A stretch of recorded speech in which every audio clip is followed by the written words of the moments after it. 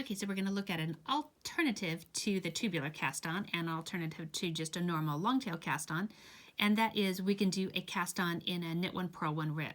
So I'm going to just put a slip knot on my needle, and that slip knot, if you look at it, looks like it has a purl bump, so that very first stitch, our slip knot, it will be considered a purl stitch. So that means the first stitch that we're going to add will be in the knit pattern. So that will be a traditional longtail cast on, scooping up the thumb, down the finger, through the thumb hole, and popping out, right? So your purl will be the opposite. I'm going to come all the way over, scoop up that outside strand of the finger, come in into the middle, down under the inside strand of the thumb, bring it over, come into the hole by the finger, and then pull that out, right? And then scoop it back out. Okay, so coming back over, doing a traditional longtail cast on, and then our opposite. Come over, grab the outside strand of the finger, come down under and over the inside strand of the thumb, through the finger, and pull that back out again.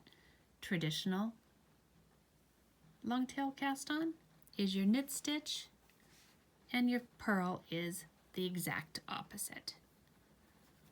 Just do a couple more, kind of slowly for you. Zooming up, grabbing it, coming under, coming over here, and just doing the opposite. You get a real rhythm for this as you do it. That, of course, with all things, the first couple times you're going to be like, wow, that totally sucks. But they'll pair off into nice little pairs, right? And so as you do more and more of them, you kind of see how they go together. As you're looking at them, I will just say that I think sometimes it's a little hard to tell which is which just glancing at it. So I'm going to say the purls really look like a purl, and the knits look more like your traditional longtail cast on, where it is a longer strand. So your purls will be the little bitty ones, right? And then your longer strands will be your knits. And sometimes when you're looking at it, with the last couple that you did, you have to really sort of tug on them to see that, right? So my last one was a purl, and so I'd come in, do a traditional, right? And then a purl, then a traditional, and then a purl. And we'll just end with a traditional. Okay, all right, so certainly in our pattern and in most knit one, purl one patterns, well, we start this with a purl here. When you join it into the round, you would just move your marker over one so that you're beginning with your knit. I'm going to simulate working in the round. This is how you would also do like a gauge swatch in the round, right? So I'm just going to pull a big long strand over there so it can feel like I've already gone all the way around. And because I'm going to just do it in pattern for right here, I'm going to start with a purl stitch, right? That little first one's always awkward to get that yarn in place. Okay, and then I would just work my knit one, purl one rib. And I would just work that all the way across.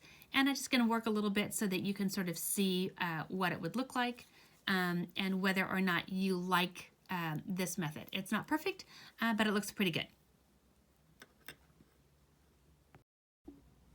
Okay, and just to give you a quick little look, this is what it's going to look like, that you have your knits are going to be coming out of a knit and your purls will be coming out of a purl right there in your cast on.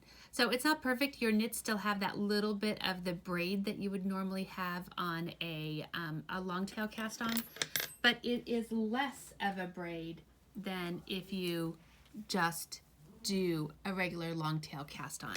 So where you have that braid also on top of your purls. So you really sort of have both of those, you know, that's an alternate choice of the three possible ways to do the cast on for this: a longtail cast on and knit one, purl one, or the tubular cast on.